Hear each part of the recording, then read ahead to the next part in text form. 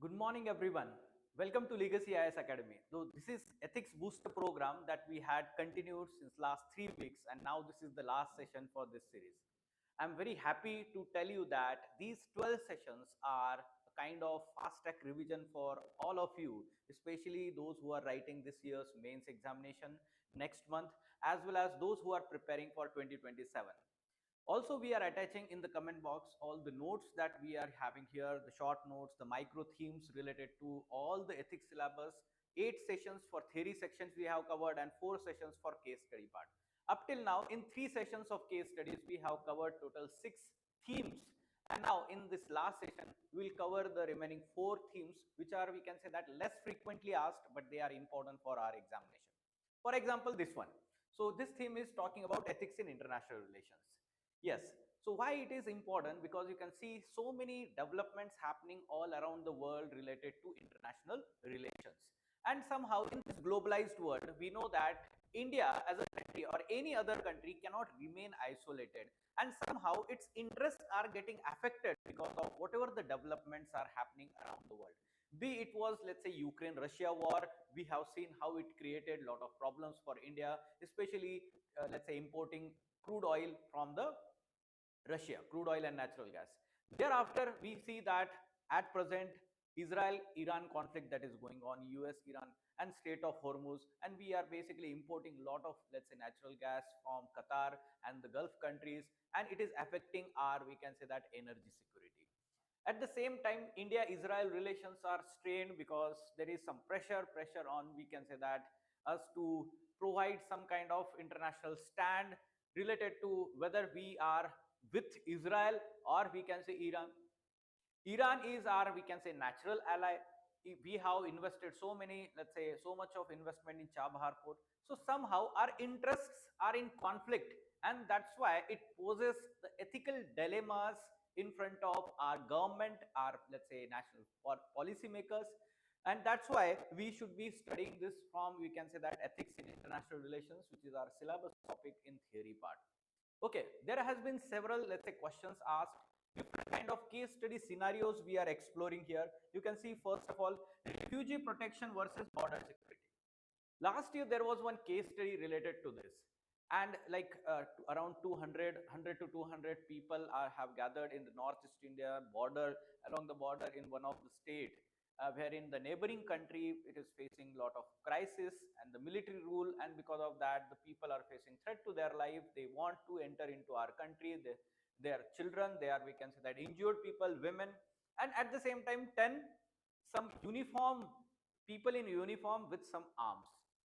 This is very, let's say, unique situation, and you are trying to reach out to your seniors for some kind of guidance what to do, and let's say there is poor connectivity. So basically you have to take decision in that situation. So it is the dilemma, refugee protection versus security.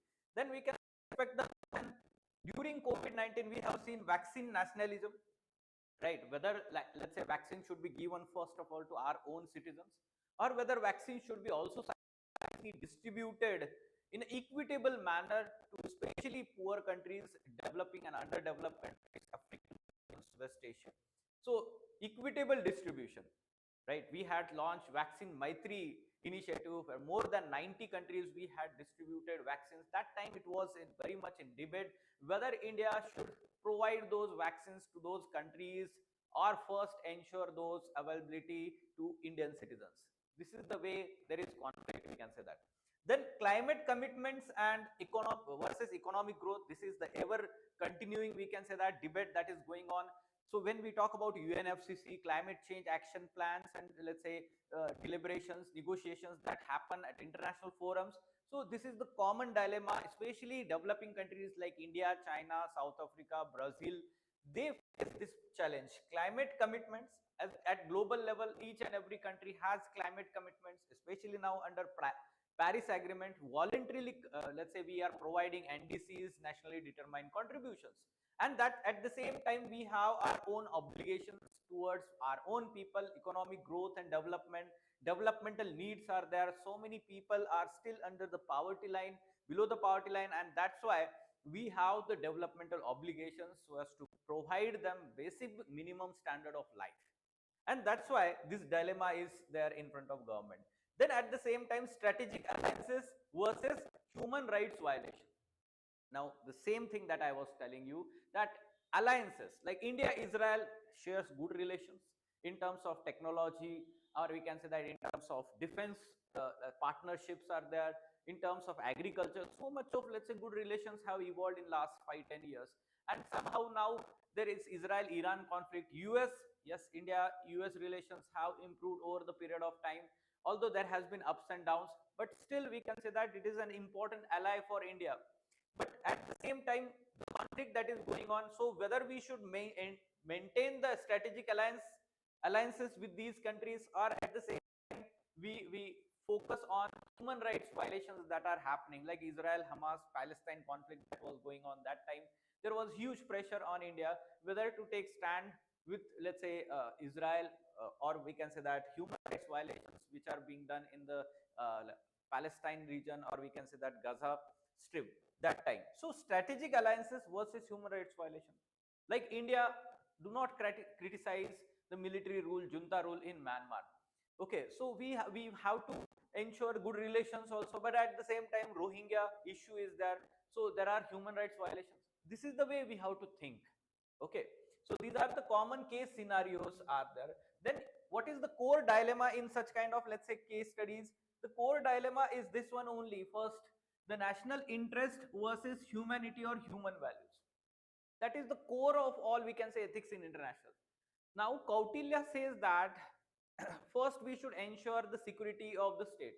It is the dharma of the king to protect the life of people, to protect the kingdom, and that's why it is the responsibility of the state or government, we can say that, to protect the country and its interest. So when we talk about our economic interest, when we talk about our strategic interest, so national interest becomes important. But at the same time, as a global citizens, or we can say that now in a globalized world, or we the traditional Indian ethos like Vasudhaiva Kutumbakam we talk. So in that situation, human values, humanity becomes more important. There has been so many philosophers and leaders like Mahatma Gandhi or Rabindranath Tagore, Dr. B.R. Ambedkar. They have emphasized that humanity and human values should be preferred, and nationalism or national interest should be given less important whenever, let's say, humanity is at crisis, humanity is, we can say, at stake. So this is the way core dilemma is there. Then we can say that sovereignty versus humanitarian intervention. Yes, online students, good morning. So if you have any question, any doubt, if you want to contribute, please comment in the comment box simultaneously. We are talking very relevant topics here which can be asked in the examination, rather they have been asked, we have to use these in our answers. Now when we are talking security versus humanitarian intervention, so when we talk about security, that means it is related to, we can talk about is security of the state, security of the country. So in that, when we are, let's say, having or using the force, then in that situation humanitarian intervention becomes important. What we have seen in 1971 example, you can give that. In 1971, in our neighboring country, so East Pakistan, that time liberation war of Bangladesh. So at that time, let's say, our security was concerned, or this, let's say, that time we wanted to ensure that there is security, especially there was a migrant crisis, refugee crisis could have happened, and humanitarian intervention. So the people, their life was at stake, and that's why we had to intervene. Okay, many a times you can see that US, Russia, they have intervened in many of the countries, especially at the humanitarian ground. So humanitarian intervention, that also becomes many times important, but dilemma is, we can say that, common. So humanitarian intervention is like the military rule, junta rule is there, or the protection of rights of the people, or we can say that dignity of the people is at stake. And that's why we need to, or let's say many times NATO, or we can say that UNSC Security Council may allow the force on the humanitarian ground or humanitarian intervention. This is the way we have to think. Then use of force versus dialogue. Now this is where we can say that standard dilemma that we face at international level. Before going to the, let's say, war or armed conflict, there should be dialogue, peaceful dialogue, we can say that, and all the alternatives should be explored. But use of force, you should be last resort. This is the way the conflict, the dilemma, that yes, many times what happens is peaceful dialogue is not fruitful, or we can say that many times the parties are not at, we can say that, common table. They are not arriving at common table for having a common dialogue, peaceful dialogue, and that's why use of force. Now Kautilya, Machiavelli, they talk about that might is the right. That means they talk about the force as a deterrent. Okay, so it will act as a deterrence. So this is the way US, Russia, and those countries, let's say, use force as a deterrence. While countries like India, they will always emphasize on dialogue. Okay, at international forums, they will talk about peaceful dialogue. They will talk about arrival of mutually agreeable solution, and that's why this is the way there is a dilemma whether to use the force or dialogue. Then security versus human rights, that is also, we can say, concern. Like many times the insurgency in Northeast India, so that is fueled from outside neighboring nations, like terrorist organizations are there, right? So many times what happens, to deal with them we have to use the force. APSPA is there, or the armed forces are given the extra powers, and we can say that because of that many times human rights violations happens. So this is the way dilemmas or core dilemmas we have to remember. Okay, these are the dilemmas you should write in your answer. Now next is we can talk about the core values. Understand these core values, you will be able to write the ethical issues, because violation of these values is, we can say, simply the ethical issues. Like first thing, whenever there is aggression of one country towards the other, it violates the sovereignty of the nation. For example, we can talk about this Russia Ukraine war. Okay, Russia Ukraine war, or we can talk about Israel Iran war. So it is violation of sovereignty. According to UN Charter, we can say that it is, let's say, illegal in terms of international conventions also, but unethical also, right? In terms of, we can say that, international ethics or ethics in international relations. Sovereignty is very important, and UN Charter also talks about that we need to be respectful towards the sovereignty of other nation, and we should not violate it.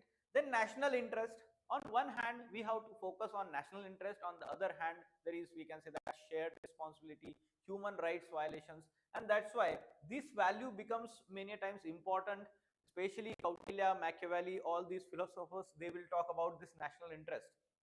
For example, you can talk about, let's say, India importing crude oil from Russia, right? National interest. Or we can talk about is many times our national interest is simply, we can talk about is protecting our citizens which are living in other countries, in other countries. So we are evacuating them. Their protection is our responsibility, our government's responsibility. National interest, it is our national interest, economic interest, strategic interest. So this is the way we can talk about national interest. Then justice is also, we can say that, important. When we talk about justice, you can give example of, we can say, climate justice. In international relations, climate justice nowadays talk about. So what is climate justice? Climate justice is simply, we can say that, because of climate change and its impact, so the impact is disproportionate on the vulnerable sections of our, let's say, different countries, especially developing and underdeveloped countries. They are large population, and we can say that they don't have the capacity to deal with such kind of impact, and that's why their life, their, let's say, rights, dignity is getting impacted, and that's why they must be compensated. First thing. Second, we can talk about is whenever the decisions are taken at international forum related to climate change actions, so these people should become part of those discussions and deliberations.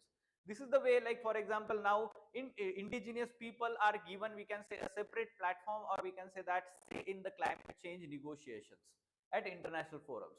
So climate justice, human rights, yes, human rights is very important aspect, and it is a core of, we can say that, human as a being, or we can talk about is human dignity, right? Human rights is human dignity, liberty, freedom, equality, or we can say that justice. All these are human rights, and UN Charter lists them, or instead of UN Charter, we can say that Universal Declaration of Human Rights. So it lists all those human rights. We have, let's say, several conventions to protect these human rights. And many a times, whenever there are conflicts, wars, and when the country tries to protect the national interest, human rights violations happens. So when we can say that, let's say, we should uphold the human rights, when we should be, let's say, upholding the national interest, many times these values will be in conflict. They are competing with each other. So you can give examples here. For example, you can talk about Rohingya refugee crisis. Refugee crisis. For every, you can, so let's say, try to relate with the present developments or recent developments. Syrian refugee crisis, Rohingyas. Then we can talk about the important value is peace. So yes, of course, peace and non-violence. Peace and non-violence, you can give, let's say, examples of, for example, we need to, let's say, have the peace. There are different, let's say, conflicts in West African nations. Now, because of this, what happens is the rights are affected. We can say that the overall economic growth and development of these countries affected. The people are facing a lot of problems like hunger, malnutrition, starvation, deaths, and that's why. And they are living in a dilapidated conditions in those refugee camps. So you can see that how it one leads to another problem. Peace, non-violence is affected. At the same time, human rights are violated. Injustice is being done. So these things happen. Then cooperation. Yes, this is, we can say that, globalized world. These countries must cooperate with each other. Whenever, let's say, there is yes, cooperation, for example, humanitarian assistance and disaster relief. Or whenever, let's say, COVID-19, for example, we can talk about COVID-19. All these countries cooperated, shared their, let's say, research outcomes. Even we can say that vaccine related, we have seen the Gavi platform that was there created for COVID-19 vaccines. It is cooperation. Okay, it's very important to live, let's say, as a global village. Humanity, to survive on the earth, we need cooperation. These countries have differing national interest, but ultimately we need to cooperate with each other, because if the crisis goes beyond the hand of one country, the other country must cooperate with that country. Responsibility, yes, it is a core human value, right? Responsibility. So we have responsibility not only for our country or as a citizen, rather we have, as a human, have responsibility towards the people, and our brothers and sisters of other country. They are facing a lot of problems, and that's why we have, let's say, for example, Dr. Martin Luther King Jr. What he says is, injustice anywhere is threat to justice everywhere. Injustice anywhere is threat to justice everywhere. This is the way we have responsibility to ensure justice everywhere. So we must take stand. ठीक है, जहां पे भी injustice हो रहा है, we must, speak out and take stand. So this is our responsibility. You can talk about is responsibility in terms of climate change also, CBDR. Right, common but differentiated responsibilities. Again, responsibility is there. That means each and every country have the responsibility to deal with the climate change, but this is the common responsibility, but differentiated. Yes, of course, for 200 years the developed countries have polluted the environment, and we can say that led to global warming and climate change. They have more responsibility. They are developed countries, they have resources, they have technology, and that's why it is now their more responsibility to deal with the climate change and help developing and underdeveloped countries to mitigate and adapt to these, let's say, climate change and its impact. Then mutual respect, yes, very important aspect. And for example, you can see Panchasheel principles between India and China, Nehruji. So these principles in the initial years of our relation with China after our independence principles. So Panchasheel principle, mutual respect and trust, very important aspect, especially in the neighboring countries. Because if the mutual respect is gone, then there will be a lot of problems. Okay, so that's why mutual respect and trust is very important. So this is the way we can talk and basically use these principles in your answers. Ethical principles, these are the key terms, we can say that. These are the key terms that our answer should have. Ethical key terms. It's not like international relation question GS2 paper. We should bring these ethical key terms, otherwise our answer will look like GS2 paper. ठीक है, IR का question होता है, of course we write the similar manner those answers, but we have to ensure that our answers remain ethical, like Vasudhaiva Kutumbakam. That means universal brotherhood. Universal brotherhood. At international stage also we promote Vasudhaiva Kutumbakam. Like we can say that in 2023 G20 summit that had happened, its logo, its theme was Vasudhaiva Kutumbakam. And at global level also, like we Swami Vivekananda was, let's say, convention 1883. So that time also he talked about brothers and sisters. So universal brotherhood. This is very important value that we promote. Then Panchashil principle. This is the way I was talking about sovereignty, mutual respect, trust with each other, and the rule-based order. Panchashil principles, neighborhood especially. So we can talk about that rule-based international order. This is the way we talk. Like especially when we talk about South China Sea issue, we emphasize at international forums that there should be rule-based order. There should not be aggression against the other country. Non-aggression. Okay, you can add one, let's say, value here. Non-aggression. Yes, look at this. So respecting the other countries' sovereignty. Now, what is happening? Russia is having aggression towards the, let's say, Ukraine, or let's say Israel is having aggression towards Iran and other countries, we can say, in the neighborhood. So that is, we can say, that problem. Then we can talk about is CBDR in international climate change negotiations, common but differentiated responsibility. Just now we talked. UN Charter. Now, UN was created with the thoughtful minds after Second World War. The disastrous effect of World War II was felt all over the world, and the people, the countries understood, the leaders all over the world understood that we need global cooperation, we need some kind of, let's say, international standards that all countries must follow. That's why UN body was created, several organs and several, let's say, arms were created for United Nations to different fields. UN Charter provides basically those principles that we must follow at international level. Then we can talk about is strategic autonomy. Yes, of course, each and every country has some kind of strategic national interest, and they can be achieved through maintaining strategic autonomy. The way our S. Jaishankar, External Affairs Minister, always talks about maintaining strategic autonomy at international level. That means our interests are protected by, let's say, through, we can say, maneuvering all the decisions and all this, let's say, developments happening at international stage. And we can say that making foreign policy which is aligned or core strategic autonomy. Then humanitarian assistance and disaster relief. It's very important aspect, like Operation Dost that we had carried out for Turkey, the earthquake that had happened in 2023. So we provided relief under Operation Dost immediately. So humanitarian assistance and disaster relief, even during tsunami 2004.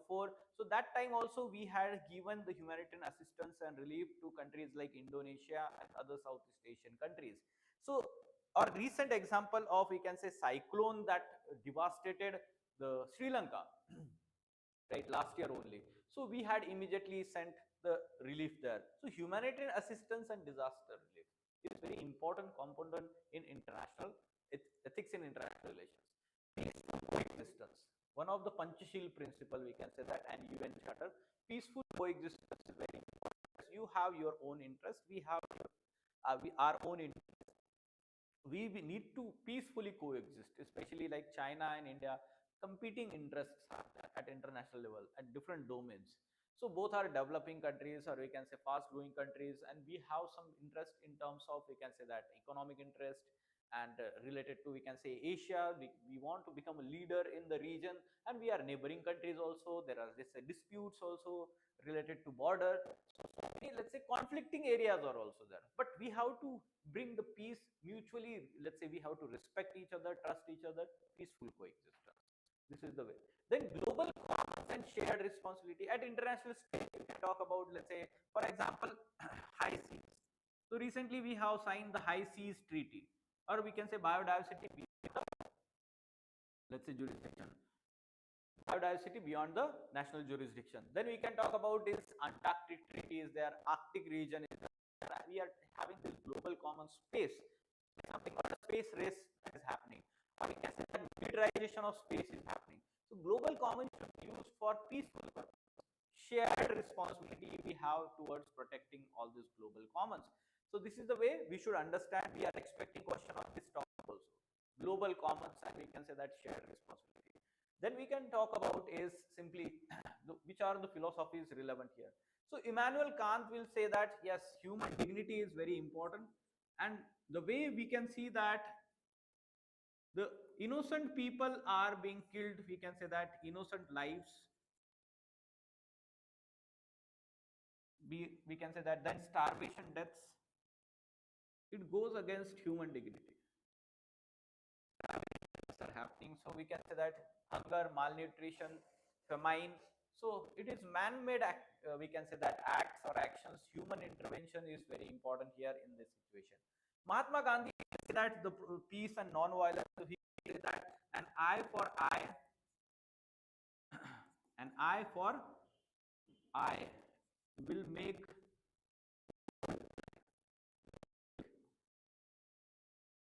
whole world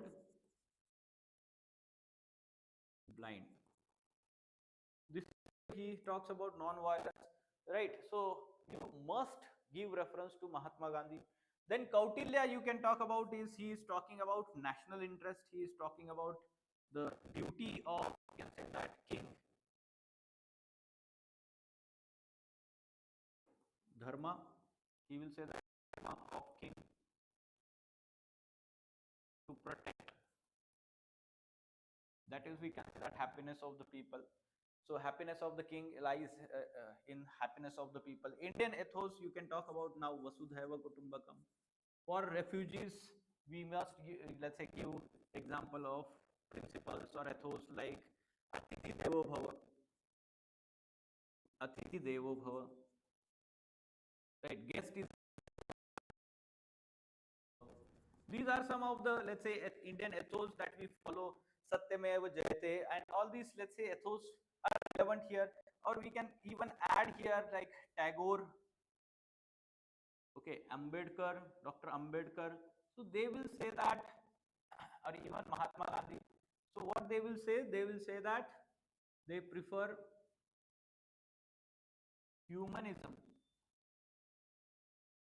over nationalism. So whenever, let's say, nationalism, especially chauvinistic, let's say nationalism,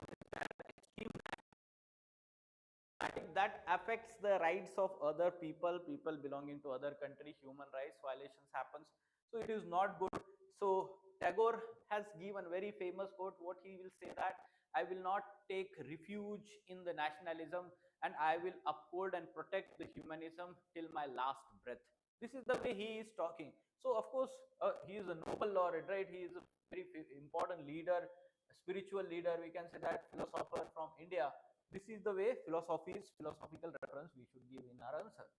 Lastly, the successful examples that we can mention, you can add by yourself also, like Rohingya refugees are allowed in India, right? So this is one such example. Bangladesh example, you can give. So many refugees are living in Bangladesh, Rohingya refugees. Cox's Bazar, you can give example. Then Vaccine Maitri, India's initiative during COVID-19, in more than 90 countries we have let's say shipped our vaccines, and we ensured equitable distribution. We actually prioritized the humanity. Operation Dost, yes, Turkey earthquake, more than 50,000 people died in 2023. So we had immediately given, we can say that, HAD. Operation Ganga was carried out in 2022. Let's say our Indian citizens trapped in Ukraine. Indian citizens were evacuated from Ukraine.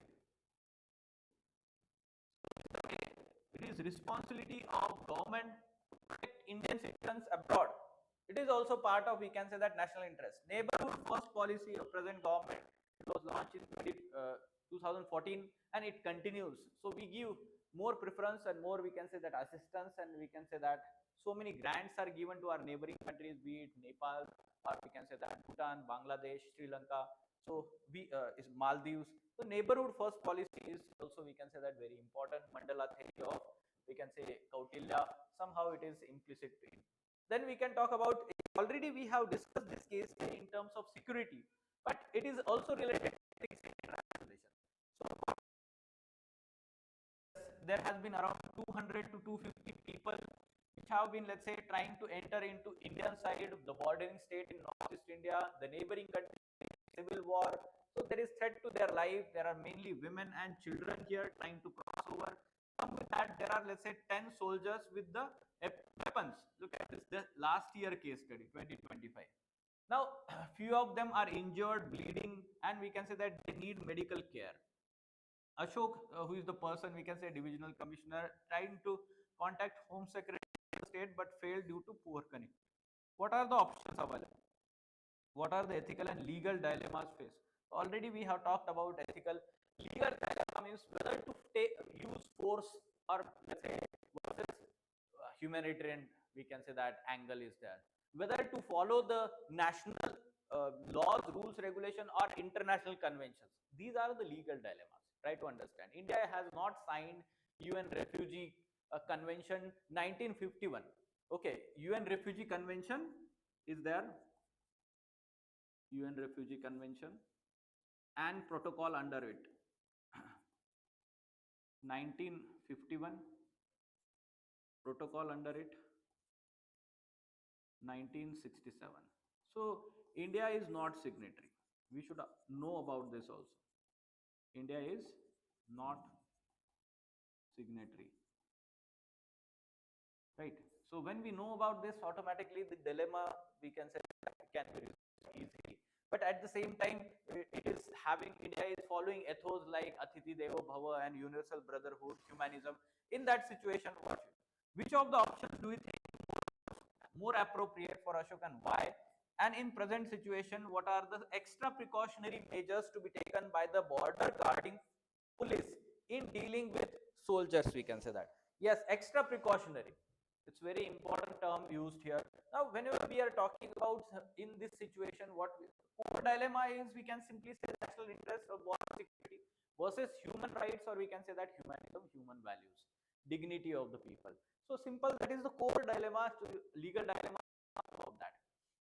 Now, when we are talking about the options in this situation, you can write simply two extreme options. One, deny them entry, as border security is important, right? Our security is important. Second thing we can talk about is scarcity of resources. Local people, they require the resources. How can we, let's say, give those resources to the people of other country? We need to prioritize our own people first. So basically, these are some of the extremes, let's say, options you can talk about. Then you should be, let's say, talking about the most appropriate options in this situation.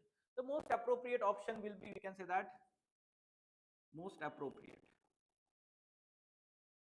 in this situation is, we can say that, simply separate civilians from soldiers. Okay, detain them, ask them to lay down their arms, identify and repatriate them by cooperating with Myanmar army government. Then civilians, give them shelter and basic needs, ensure basic needs like food, medical facilities, basic needs should be given to the civilians. This will, we can say that, why? Because we can talk about is reasons you can talk about is, we can say, same universal Vasudhaiva Kutumbakam, universal brotherhood we follow. Right? Then we can talk about is Atithi Devo Bhava. Then give some, let's say, references to philosophers like we can talk about Gandhiji, Tagore, Kant. So human values, dignity becomes more important than nationalism, right? In that situation, security is important. That's why we are separating soldiers. No, that's the way you can even write these details in the fourth part of the question, right? Spatial, let's say, attention or spatial actions related soldier is, ask them the arms, identify them, identity card will be there, of course, right? Detain them in a detention center and repatriate them immediately with the cooperation with the neighboring countries' armed forces. They will take them back. Okay, but it is threat to life of the civilians because there is fighting, civil war going on. There is no threat to these life of these people. The army will take them back immediately because they are fighting for them, right? So simply we should understand who are at threat. This is the way we should deal here. And ultimately, we should talk that upholding the human dignity, human rights, or we can say providing them the basic facilities and protection to their life is very important aspect, even though India has not signed the UN Convention on Refugees 1951. Still, we follow that. We have give example of Rohingya refugees, right? Case study. You can give successful example, right? We have given refuge to Rohingyas. We have, let's say, always ensured that in Northeast India, the people living across the border, they are not facing problem because the ethnic relations are there across the border, cookie chins, like we can say that. But at the same time, we are ensuring that it is not threatening our security because it is also the insurgency related element is also involved there. So this is the way we can deal with this case study. Now look at this case study. It was very interesting. Few years back, this was asked. It is talking about India is becoming a defense exporter country, right? Defense exports. So India is exporting different defense to different countries, especially we can say that the countries like Indonesia. Indonesia recently is buying, we can say that BrahMos, for example, BrahMos to Indonesia. And many other countries, we can say that small, let's say other defense exports. So as an arms exporter, responsible nation like India, what are the ethical issues involved in arms trade? And list 5 ethical factors that would influence the decision.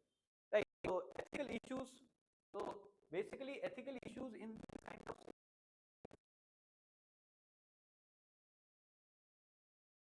simply we can say that India is a peaceful at global level, right? At global level, we promote peace and non-violence as well values. Okay. So how can we can simply say that then why export arms?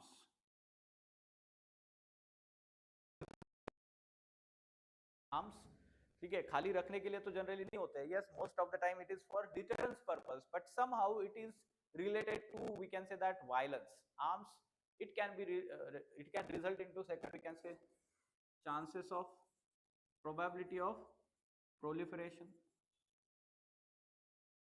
right? Proliferation to anti-national, anti-social elements, terrorist organizations. If there is, let's say, may disturb the regional peace, may disturb the regional peace, right? Because there can be arms race. If some country is importing from India, the neighboring country of that country will import from China, right? It will, we can say, somehow threaten regional peace. Like we are, let's say, exporting our BrahMos to Indonesia, for example, I am saying, but we are exporting that as, let's say, for deterrence against China. Now China will be, we can say that, angry for this because of this reason. They may increase some kind of, let's say, more conflicts in South China Sea. Regional peace is disturbed. It may happen, I am saying that. Okay, so it is ethical issue. Then we can talk about this walk the talk.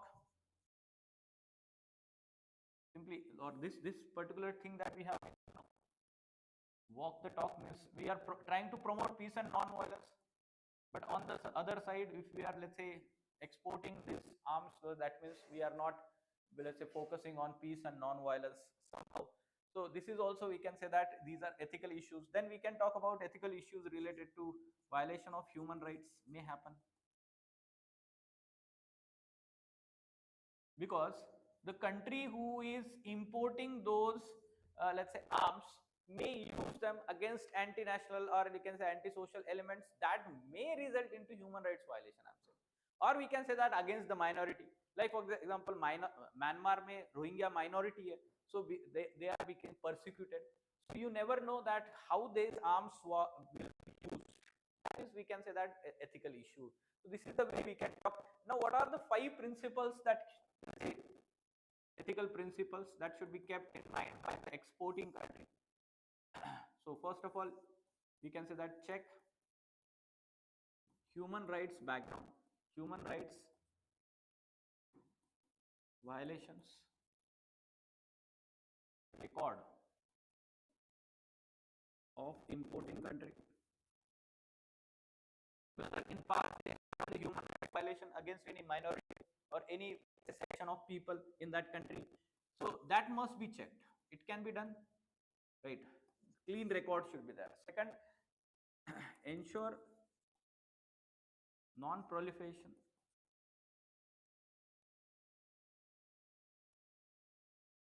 to terrorist or antisocial elements, groups, right? So non-proliferation.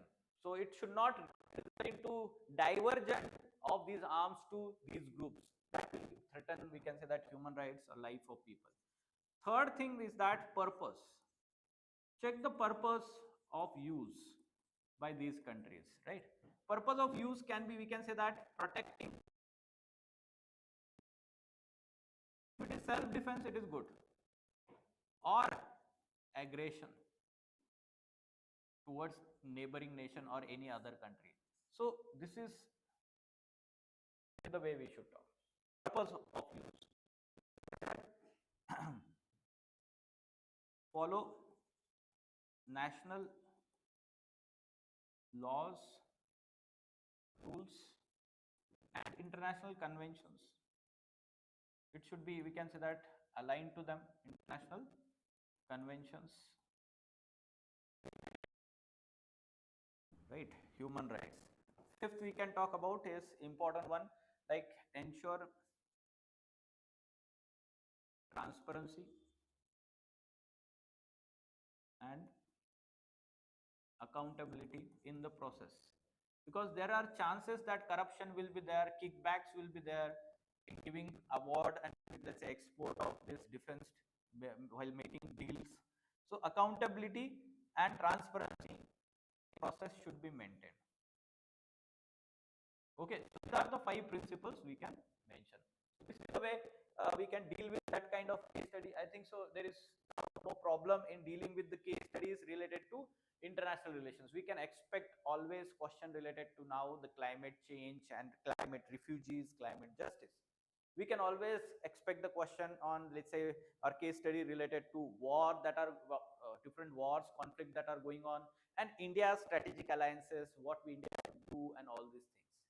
Okay, so be prepared. The core themes, core dilemmas, issues, principles remain same.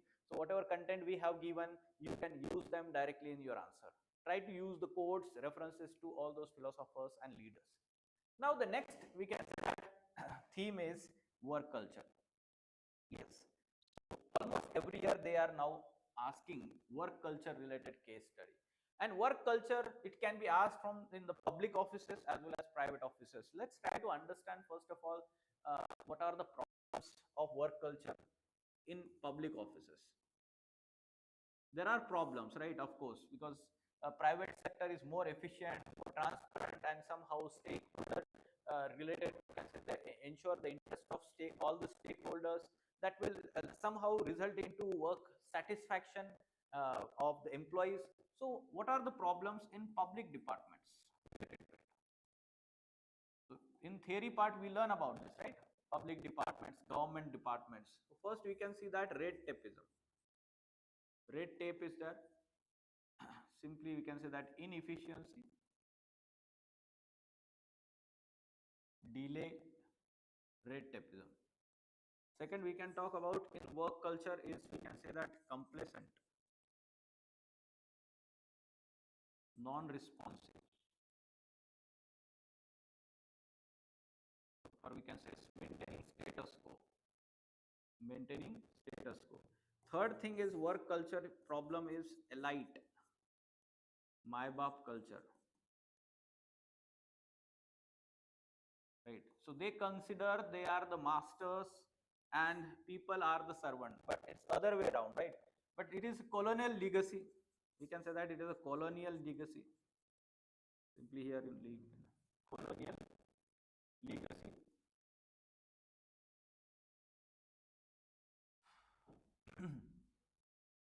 So these are the problems.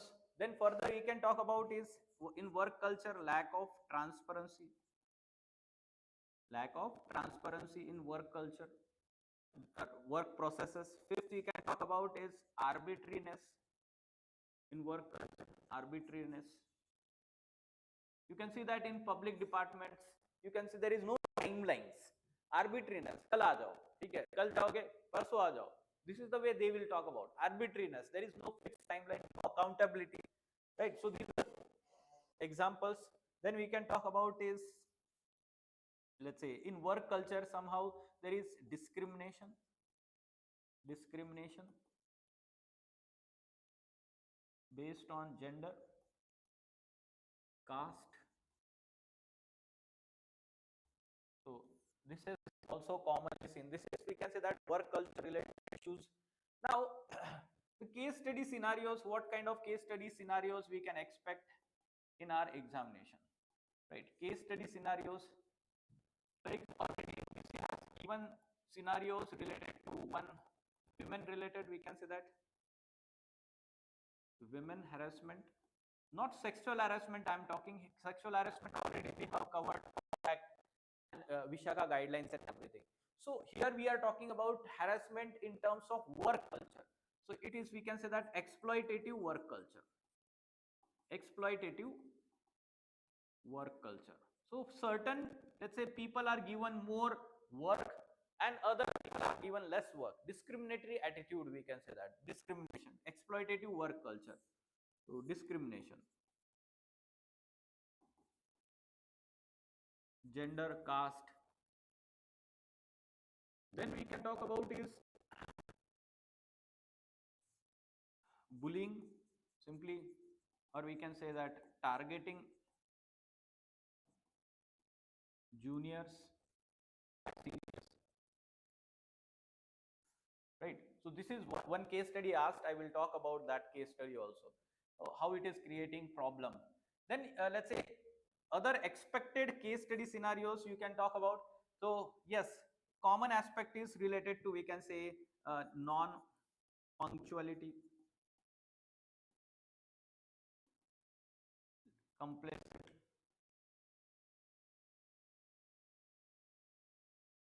Then we can talk about is, we can say, kickbacks, bribe culture is common in the public offices. Part of work culture, we can say, punctuality,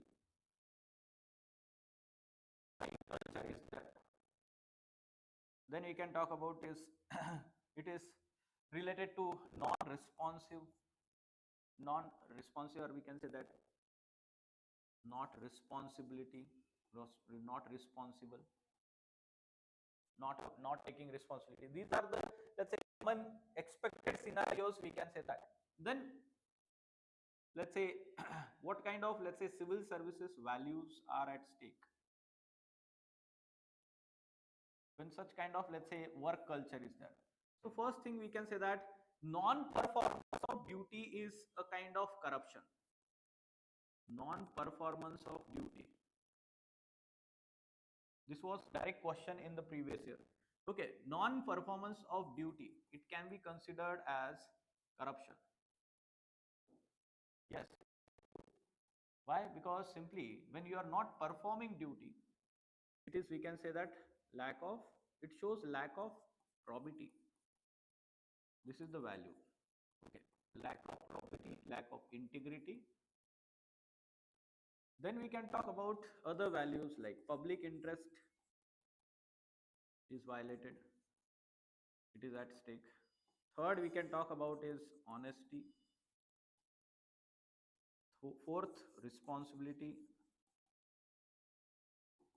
Fifth we can talk about is responsiveness. All these good governance related values, all you can bring. Openness, transparency, Nolan committee principles you mentioned, no, all Nolan committee principles, 7 principles you can bring in here. So all these are relevant. Civil service values, public service values are at stake here. Transparency, accountability, honesty, integrity, openness, selflessness, all these are, we can say that, at stake. Public interest is at stake. And yes, efficient utilization of public funds, efficiency is also simply non-performance of duty is usage of public funds. You are taking salary for what? Mahatma Gandhi, now you will talk about philosophies, right? Relevant philosophies, philosophical basis. So here what we can talk about is simply Mahatma Gandhi. Gandhiji will say that work without, sorry, wealth without work. You are taking salary and not doing duty. Okay, without work is a sin, right? Is a sin. Social sins, 7 social sins, Mahatma Gandhi. You can talk about that. Then you can talk about, let's say, Bhagavad Gita will say that one should do nishkam karma, right? So those who are taking, let's say, bribe and let's say expect some kind of favoritism, doing favoritism, nepotism, nishkam karma should be there. Then you can talk about is Nolan Committee principles, probity in public life. So 7 principles, probity in public life. This you can mention. Then you can talk about is selflessness, selfless service.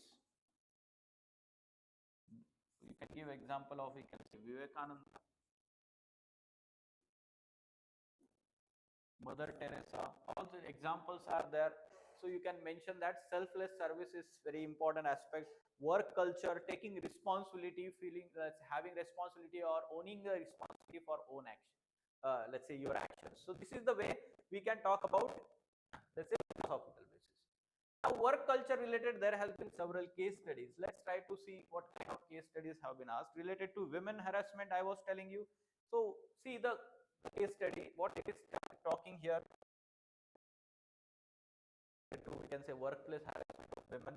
So what it is saying, you have been just appointed as additional director general, Central Public Works Department. The chief architect of your division, who is to retire 6 months, is passionately working at very important project.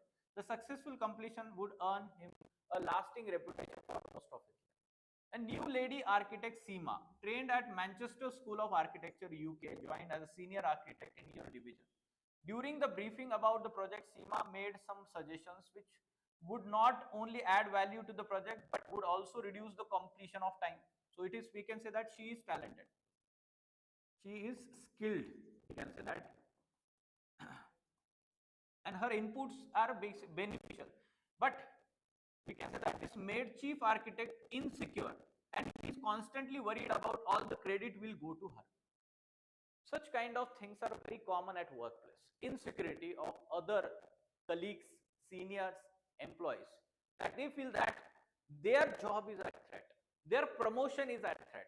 This is the way, even in private sector, even in public department, this is common.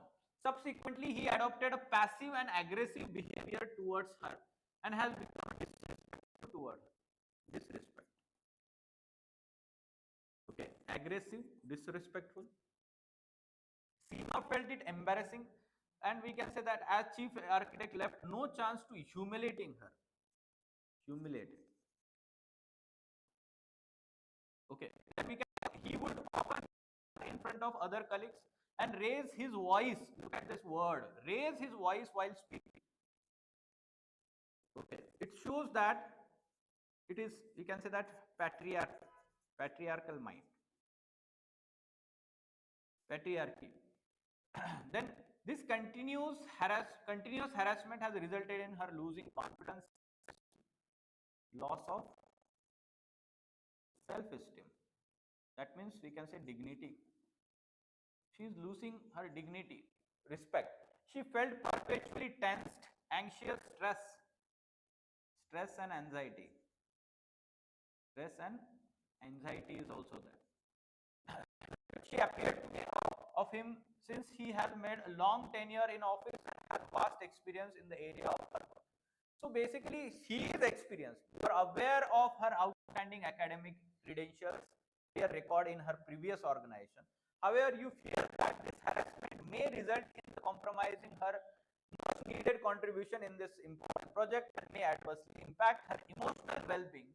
You have also come to know that from her peers, she is contemplating tendering her resignation. Now, what are the ethical issues? You can see that ethical issues. Okay, ethical issues. Identify these values, and basically there is violation of these ethical issues, and that's why you can talk about this. Then it is patriarchal, dominating, and we can say that insecurity is there. So unhealthy competition, unhealthy work culture, right? Unhealthy work culture is there.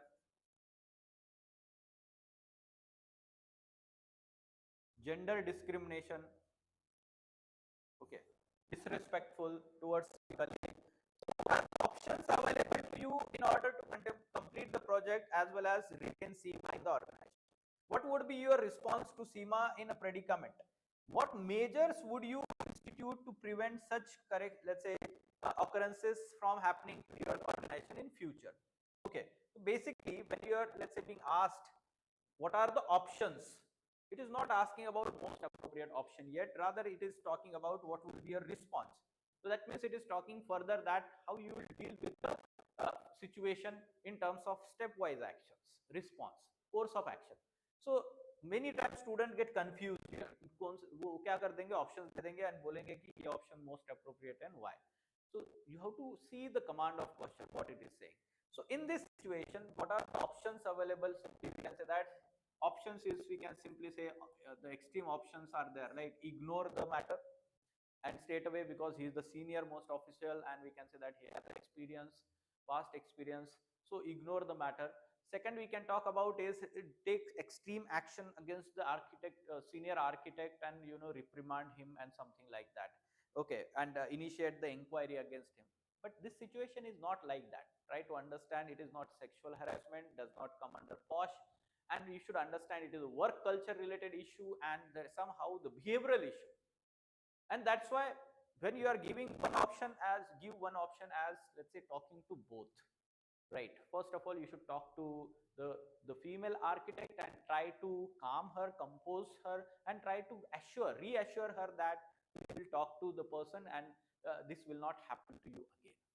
Okay, it is part of work culture. Try to understand. Second thing is that you should talk to the chief architect also. You are head of the project department, so you can always talk to the person and try to talk about the insecurity that the person is facing and the kind of, let's say, concerns related to the credit and all these things. See, person may have such kind of insecurity, unnecessary also, many times out of fear. Okay, so it is the responsibility of the head of the department to ensure the cordial work culture, right? So here you should know the leadership position. Leadership qualities should be there. Social influence and persuasion. Social influence and persuasion. So your, let's say, persuasion skills related to both people here, and you should also take some steps further. Okay, when we talk about steps, you should be talking about some, let's say, sensitive training. Sensitivity training is there. You can say that all people, especially you can say that gender sensitivity. You can make them aware about cost act also in future, because it may happen that such kind of small acts may result into sexual harassment also. Okay, so sensitivity training should be there. Then we can talk about acts as a role model. So role modeling, you can focus on, say, acting as a leader, leading with you can say that example. Role modeling you can talk about. Then you can simply, you can say that promote informal communication so that people have bond with each other. Okay, they have some kind of bonding with each other. right? And then we can say automatically such insecurities are gone. This is very important because the person is new, no, and this person is now going to retire after 6 months, so he has been in the institution working for so many years. Person may feel there is age difference, there are, let's say, so many things are involved here. So when the people get to know each other, that the other person is not like that, she will not take credit, she may even, let's say, you in terms of your experience and all these things. So all these insecurities will be gone in that situation. Or you be transparent, promote transparency. Okay, promote transparency in terms of communication, transparency, so that such kind of insecurities will not be there, right? So everyone's work responsibility, everyone's, we can say that, accountability, and let's say who is taking what kind of initiatives, recording that properly, so that appropriate due credit can be given to appropriate people in the team. So this is the way we should work, this responsibility of leader. So the third question that we are talking is related to this one. I think so now it is clear. Similarly, you can see that recently, this last year, this was asked basically.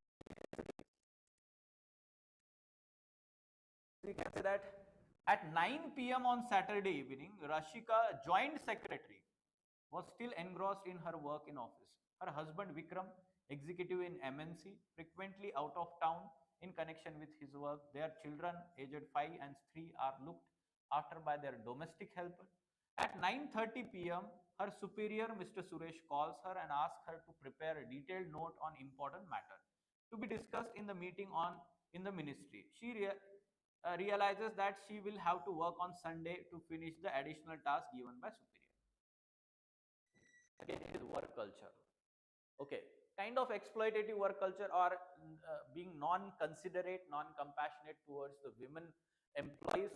And you can see her, she is having some kind of obligations at home related to children.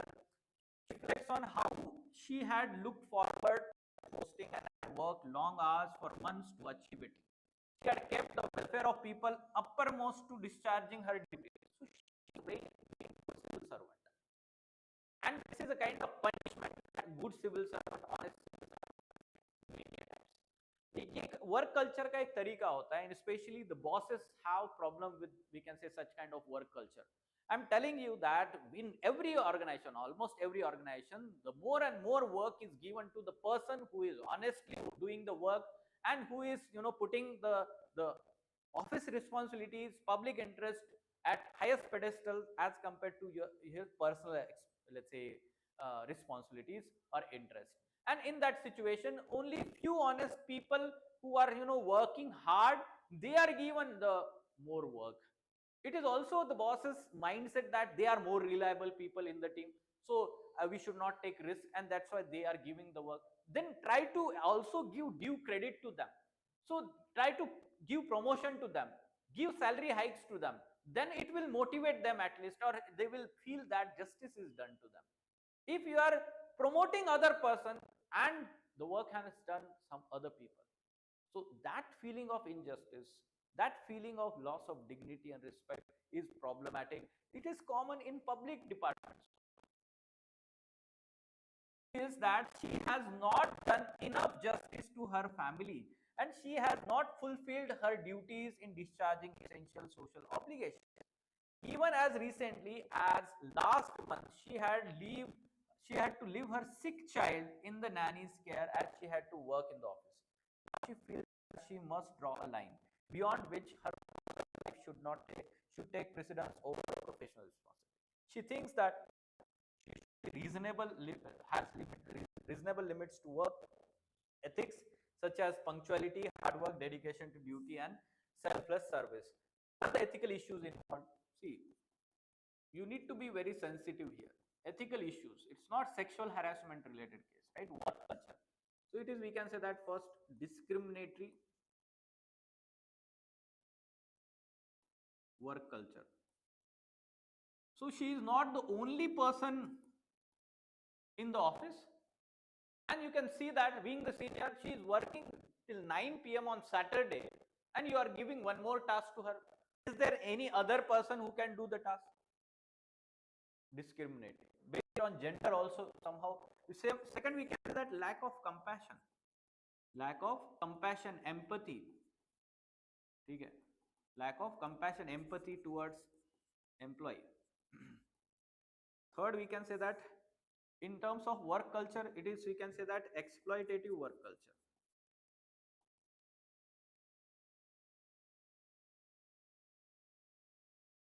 Right. And also we can say that injustice and feel loss of dignity. Right. She has been doing all the hard work. She has been putting, let's say, uh, selflessly putting, discharging her duties. Public interest is kept at higher pedestal than the personal interest, and she is not being even given consideration. And let's say the senior is giving more and more work. So this is the way she may feel. There are, let's say, then we can talk about is public interest versus private interest. Right, like she is now thinking about this thing. In the end, it is mentioned that she is contemplating about drawing a line between, let's say, punctuality, hard work, dedication, and selfless service, and giving, let's say, more focus to her personal life. So this is the way the dilemma will be faced. Briefly describe at least 4 laws that have been enacted by the government with respect to providing safe, equitable working environmental conditions for women. So it is very important. And then imagine you are in the similar situation. What are the suggestions you would make to mitigate such working conditions? Suggestions you have to write. So in that, let's say, situation, we can talk about simply the 4 laws which are relevant here. First, we can talk about is uh, simply we can talk about is equal pay for equal work. Equal pay, or simply we can talk about is related to labor codes. One is related to working conditions, healthy working conditions.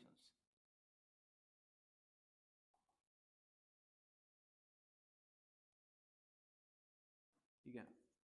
Then one labor code, we can, it is related to equal pay for equal work. No gender discrimination in that. This is the way we can talk. Other labor code related. Then maternity benefit.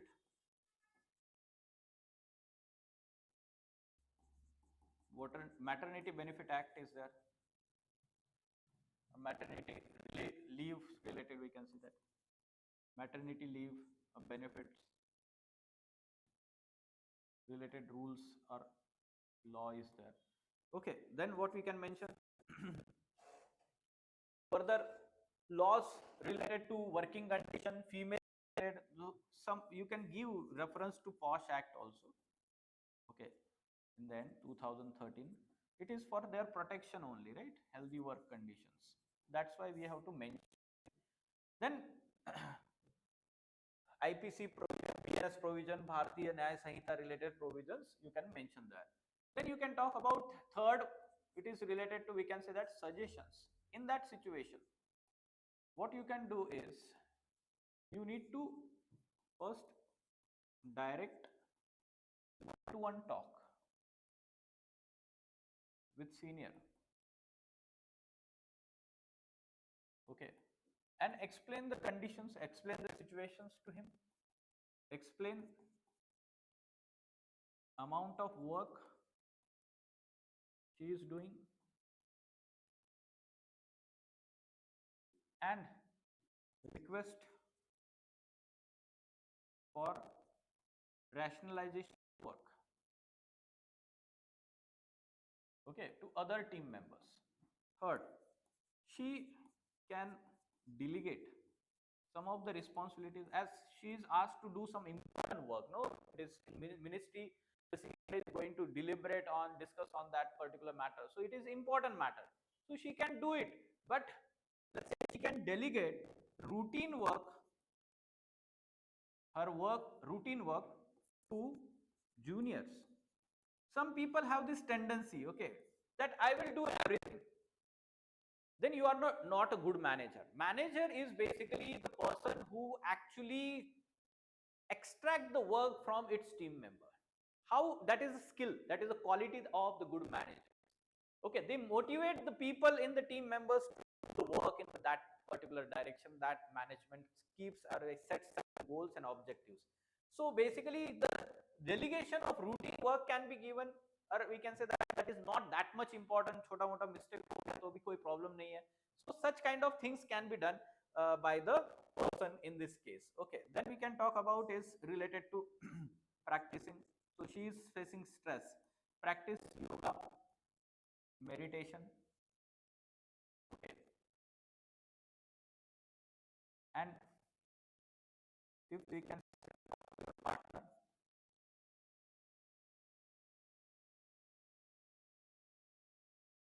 to share some responsibilities,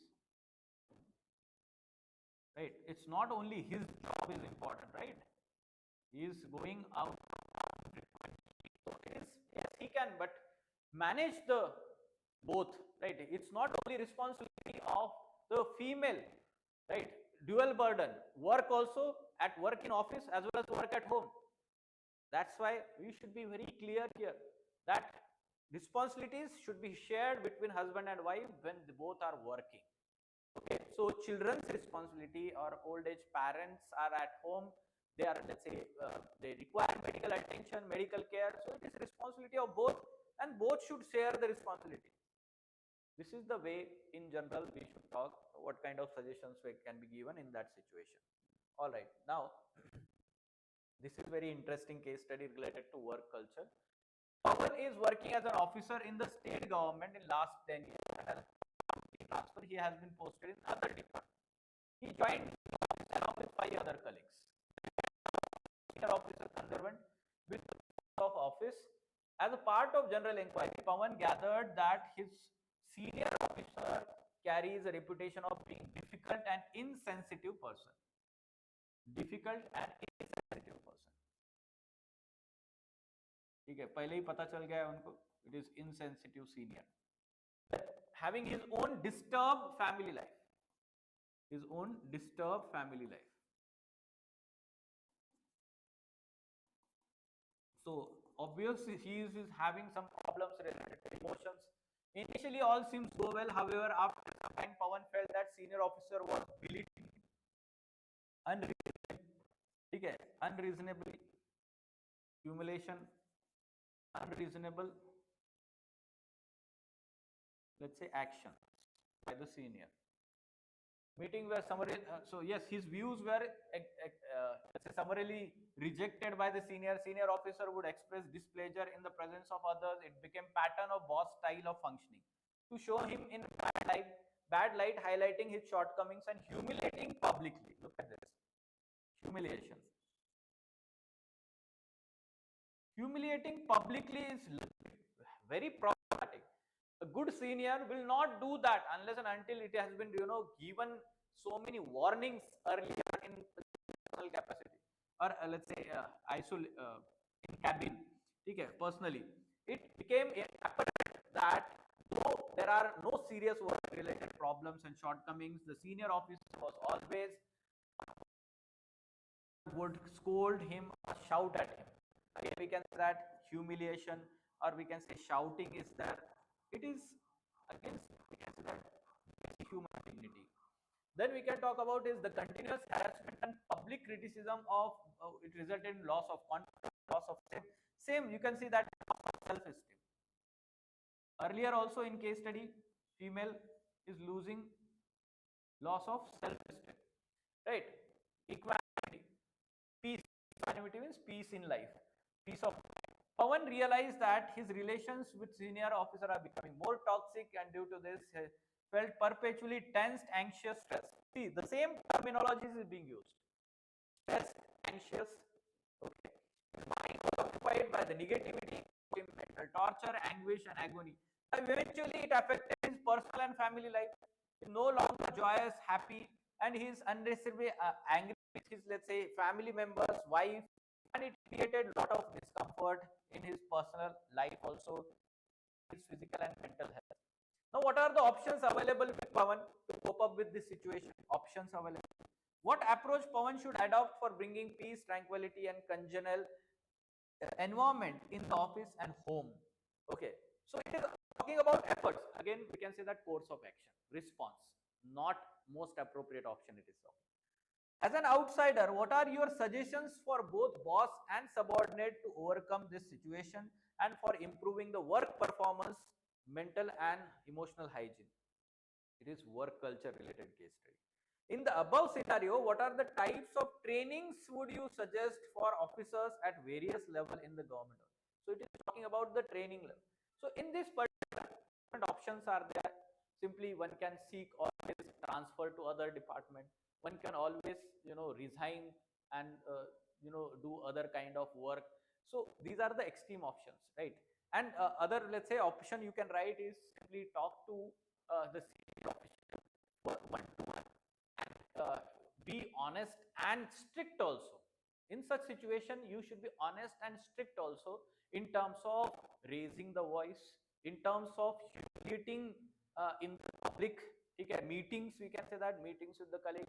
So that kind of, when you warn the person, then the other person is also threatened, because it is illegal. Whatever he is doing is also illegal. Try to understand. He can complain about the way he is behaving, his conduct, right, towards the colleague, towards the juniors. That's why you can talk to him directly. That is actually most appropriate. But in this, you can talk about the response towards the senior and towards, we can say, in the office and at home. So in office, we can talk about always and always related to one thing: talk to the boss. In office, first talk to boss directly, and be clear in communication that you do not like this, the way he is talking. First thing, okay, be respectful in the interaction.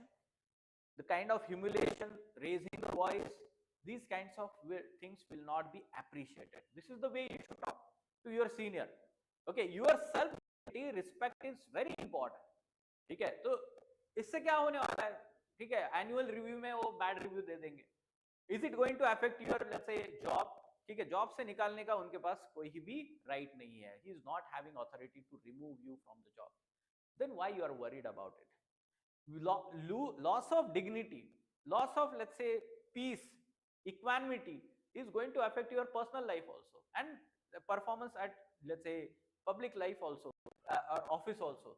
So you should be clear in communication. Second, we can talk about is talk to your colleagues. Talk to your colleagues.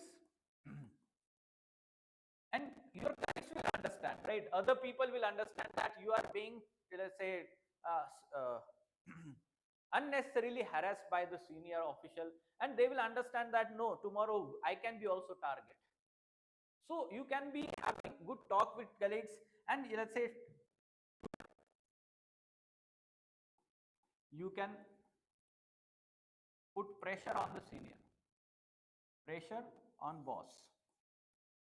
This is also good strategy. Third thing is spend or try to build good relation with colleagues, so that they are cooperating with you at work. Somehow ease the burden, ease the kind of stress that you are facing at work. So that is also, we can say that, good thing, important thing. The colleagues will help you to talk out the anger, the stress, and that is going to help you at work. That okay, fine, बोलते रहता है, boss का तो काम ही है, उनके घर पे problems चल रहा है, family life is problematic. So you can be, more considerate in that situation, and you can simply, ignore the issue and actually protect your mental peace. This is the way you should, right? At work, at home, you can say that at home you should be focusing on, we can say that, spending good quality time at home, right? Talk to your wife, talk to your partner, and share about office work culture. She will be more understanding. Okay, she will, or we can say that, spend more time spend more time, quality time with family. That will ease out the stress. Then we can talk about is go to some let's say family vacation, spend more time with the family members. That will, we can say, act as a stress buster. Like भूल जाओ office का काम, भूल जाओ थोड़ी देर के लिए. It is very important nowadays. We carry all the office work burden and those relations and everything at home.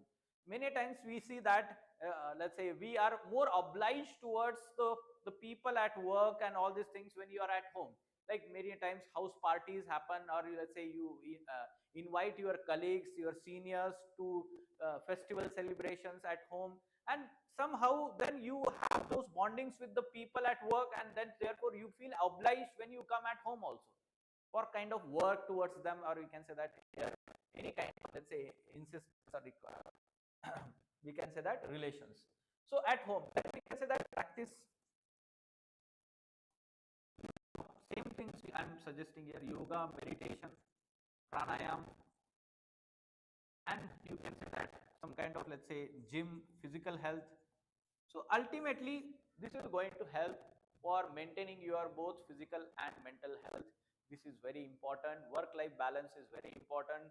So this is the way we should give suggestions. All right, so these were the important case studies. Then we can talk about is corporate governance. So see, already we have talked about corporate governance in some of the case studies. If you remember, in the first case study session, case study session 9th, we talked about Dr. Srinivasan. Last year case study, it was related to, we can say that data ethics, medical ethics. He's doing some clinical trials, and there is pressure on you to expedite the clinical trials, and that result into some compromise of data ethics. So it is corporate governance only. So most of the time corporate governance may result into some kind of, let's say, ethical issues, like we can say a case study scenario.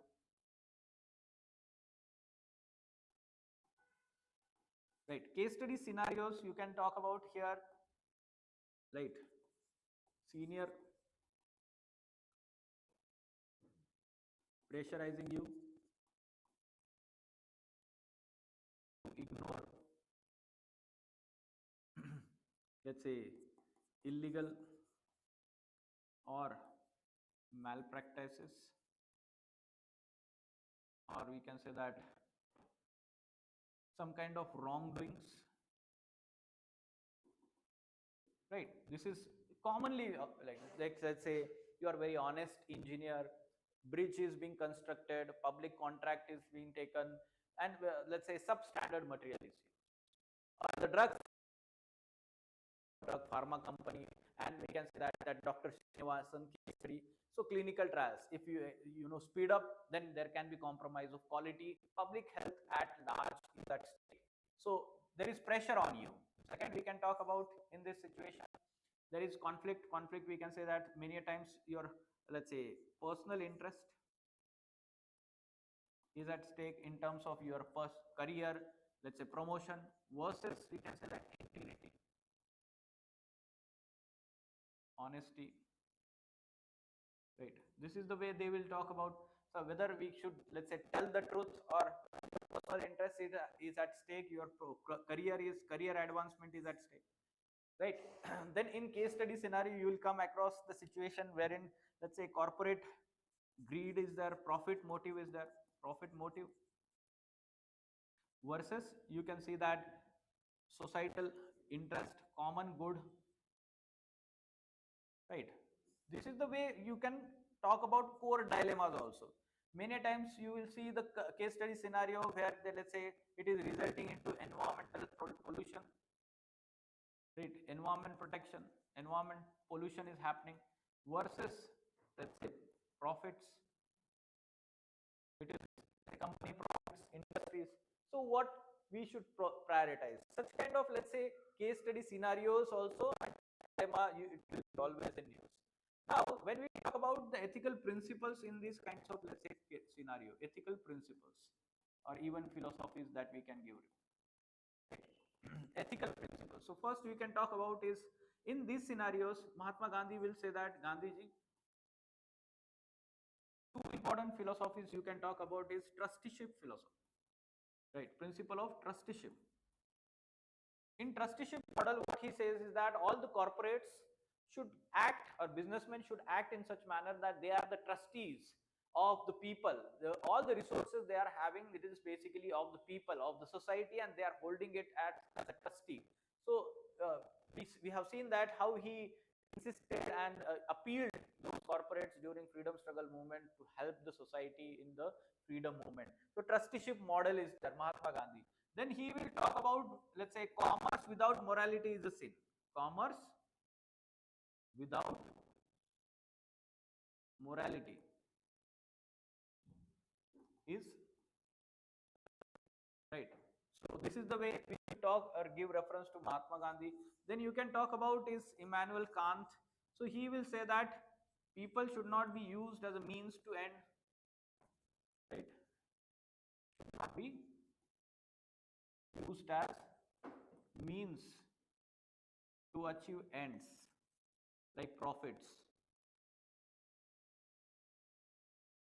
So you can give example here also. In terms of case study scenario, you can talk about is gig workers, platform workers, or you can talk about is like technology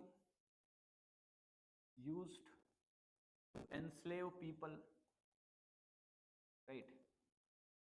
Nowadays, you can see that video you may have come across a Chinese company battery that is remotely controlled. So the person who is trying to earn the livelihood through honest means, suddenly his battery operated rickshaw is, we can say, switched off battery from the headquarter. How it can be done? Like, it is inhuman. Exploitative work culture is there, we can say that. Then bonded labor is also there. This is the way corporate governance related aspect will be there. Then you can add one more aspect here is related to, we can say that, CSR.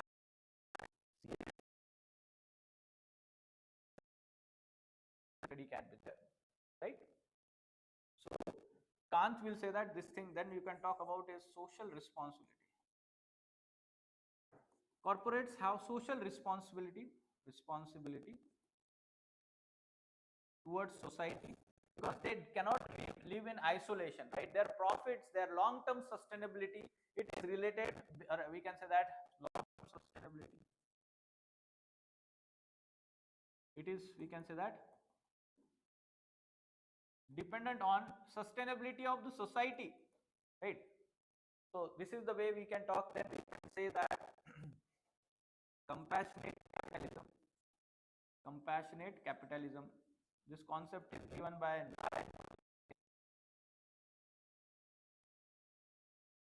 excuse me, by Narayan Murthy. So what he will say that the company should focus on, we can say that, all its stakeholders, not only shareholders. It says that whenever the company is not making profits, or there is a crisis like during COVID-19, what he said is, if you want to cut the salaries, then you should cut the salaries of those high paid people in the company, not the lower employees, we can say that, because their survival is more problematic as compared to the people who are earning more. So this is the way he is talking compassionate capitalism. Say its employees, its customers, and we can say in general society. Then in ethical principles, we should be also talking about, we can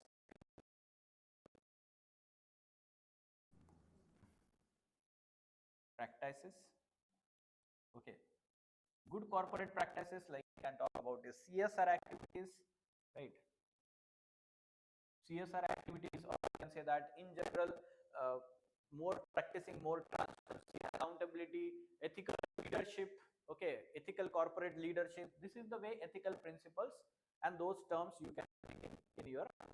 So this is basically corporate governance. There have been several, let's say, case studies. In earlier parts, we have discussed some of them. Okay, and there will be like common scenarios that we talked about, right? Let's say protecting own career advancements, promotions, and job security versus being honesty, whistleblowing, and all these things, right? So it is common to your private sector also.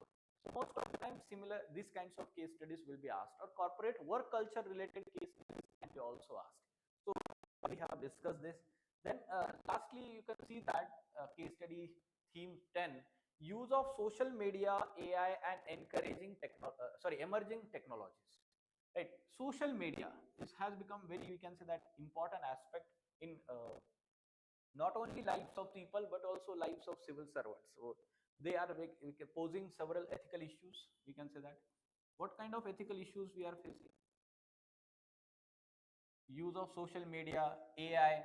So we can talk about this first. Privacy is violated. Right to privacy is violated. Then we can talk about, in social media you can come across, let's say, cyber bullying. This problem is there. We can say trolling. So it goes against, we can say, dignity of the people, right?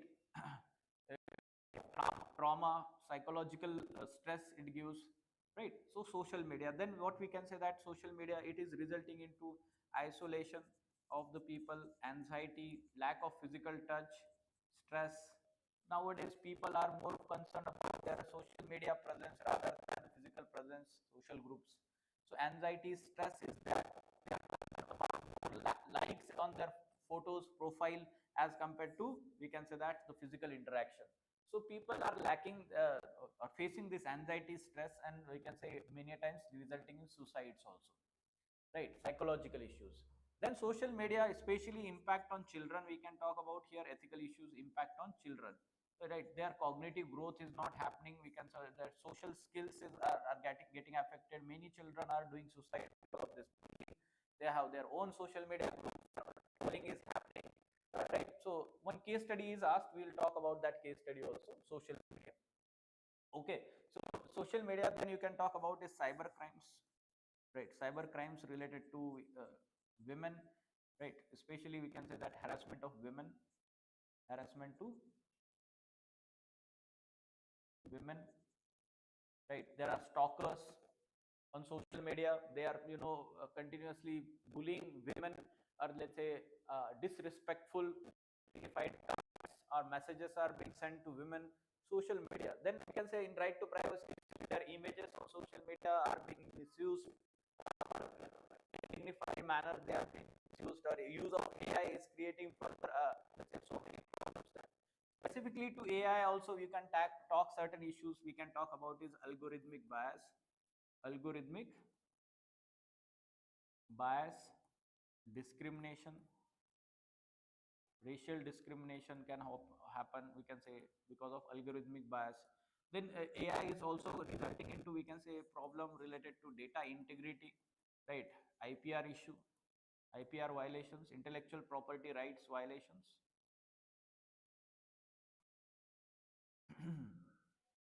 IPR issues. Then it is ethical issue. Then AI is also resulting into loss of cognitive ability, loss of cognitive ability among the children especially. We are more and more depending on, we can say, AI for everything. So cognitive ability, cognitive development of children is getting impacted. So in this, these are the ethical issues, you can say. And emerging technologies in general, we can talk about the cyberspace, cyber crimes, and all these things are happening. So when we talk about from the ethical perspective, here you should be saying that technology itself is amoral. Technology, any technology, basically it is, you know uh, it is brought to pain simply and maximize pleasure. Technology का काम ही यही है.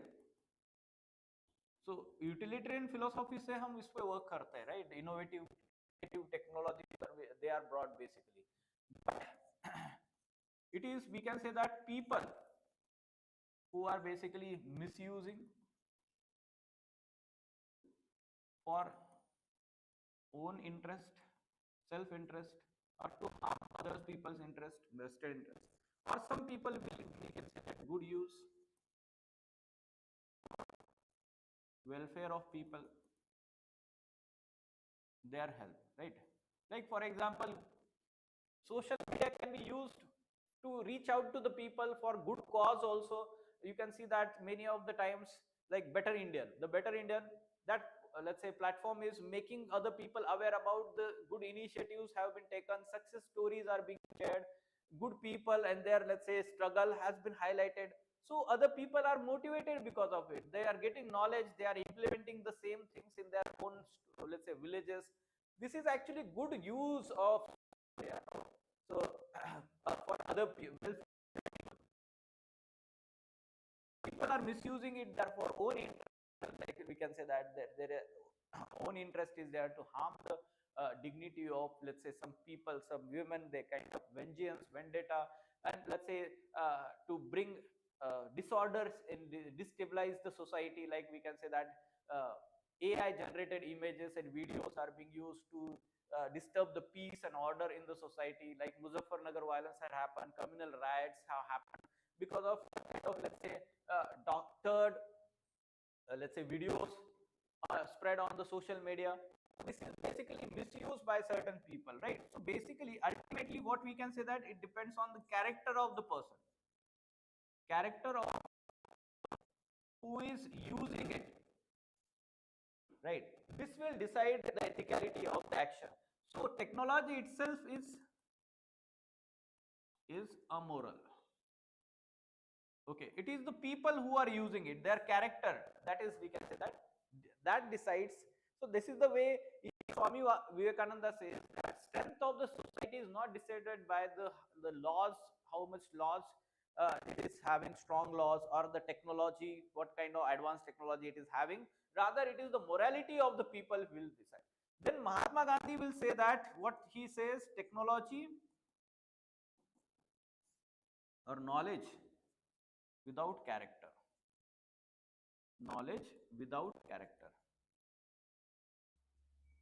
right? Or technology without character, same we can say that it is, we can say, sin. So that's why character becomes important here in use of knowledge and technology. So ultimately you bring these ethical principles in your answer. Now what kind of case study that has been asked is very interesting. So you are holding a responsible position in the ministry, and in that position you are, you are having 11-year-old son, that you are required to come and meet in the principal. ठीक है, तो क्या हुआ है, you proceed to the school and find your son in the principal's office. Principal inform you that your son has been found wandering aimlessly in the grounds during the time classes were in progress, right?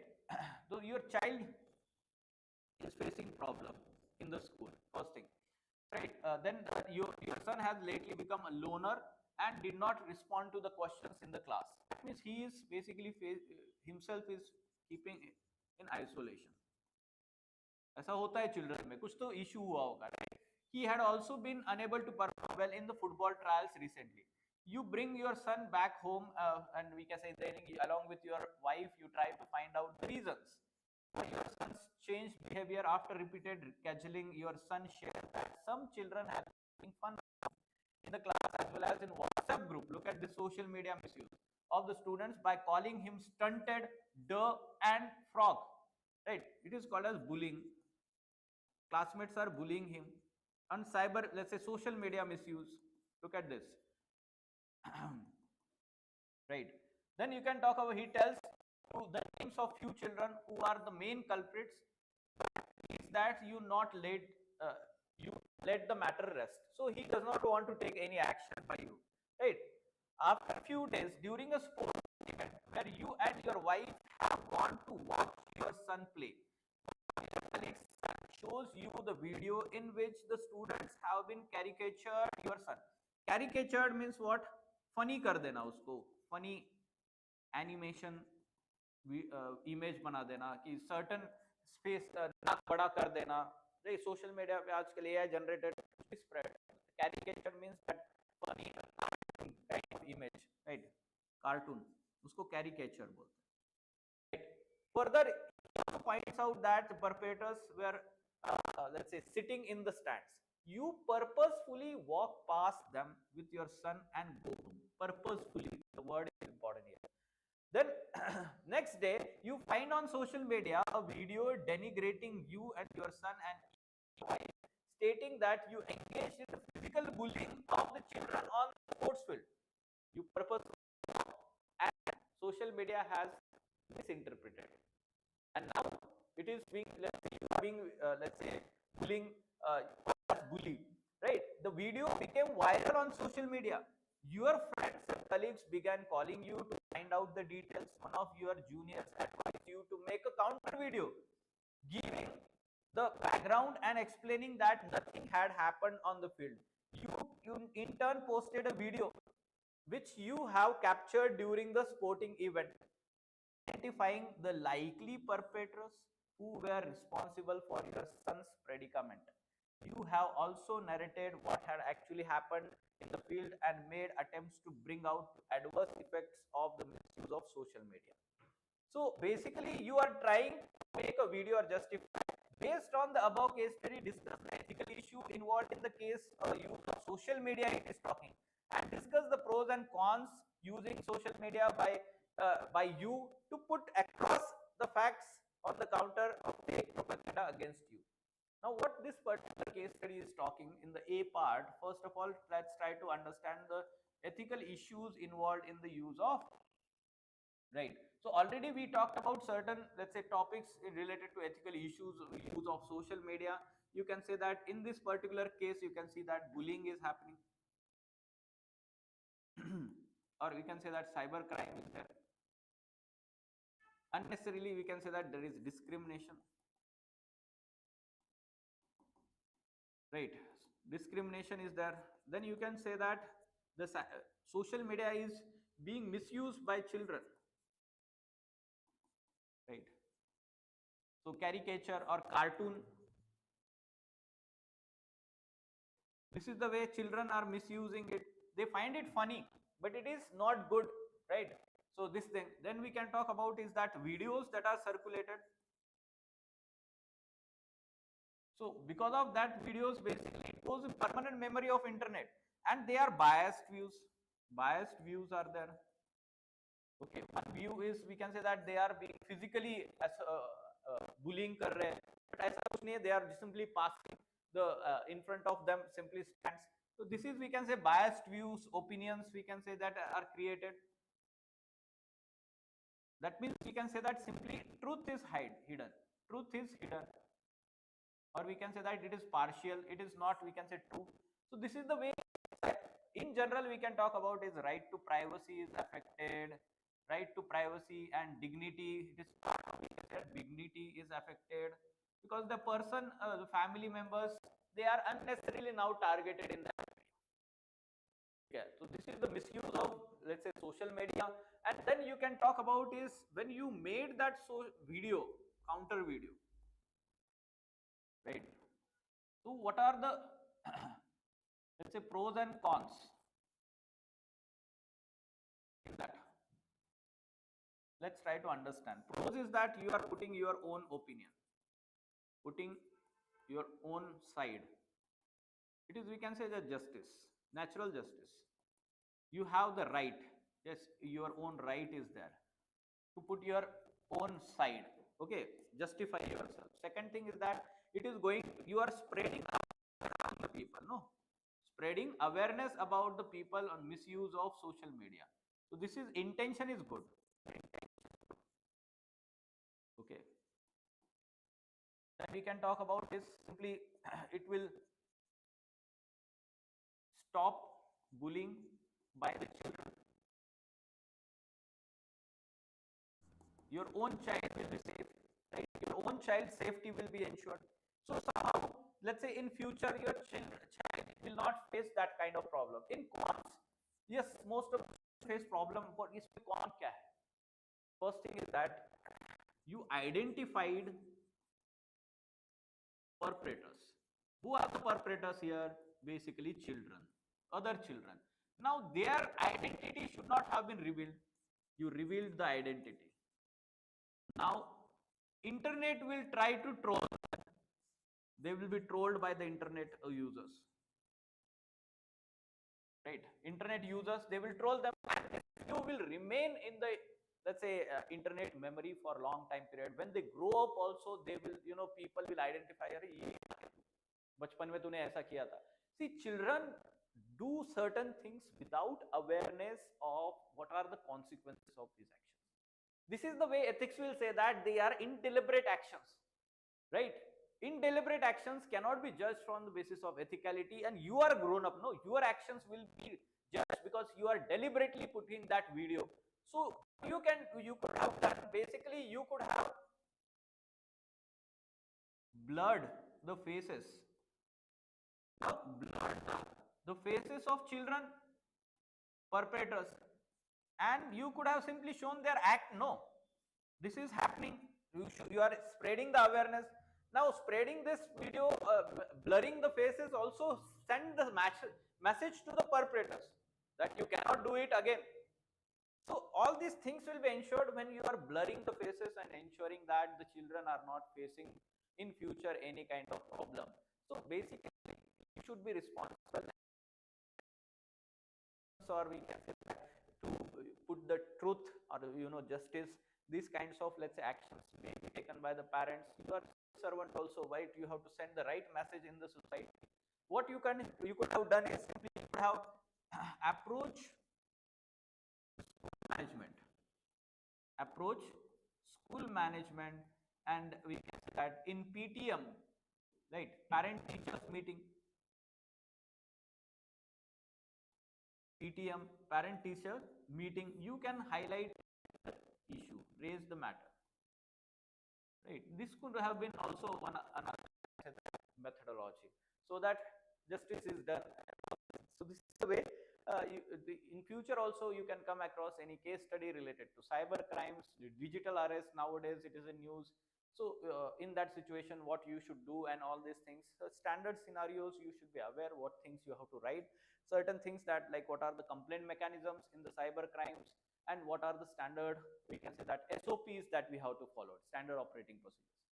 All right, let's say, dear students, now almost all ethics part is done. I have tried to cover at as much as possible, let's say, previous year questions, the basics of all the theory part, the core framework for all these 10 themes that we have identified from the last 13 years of case studies, previous year questions.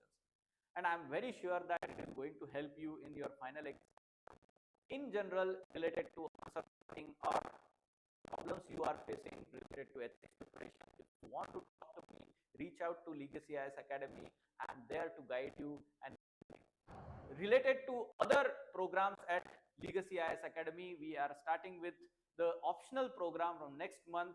Optional programs are related, the optionals provided at Legacy IAS are basically psychology, sociology, PSIR, and let's say anthropology.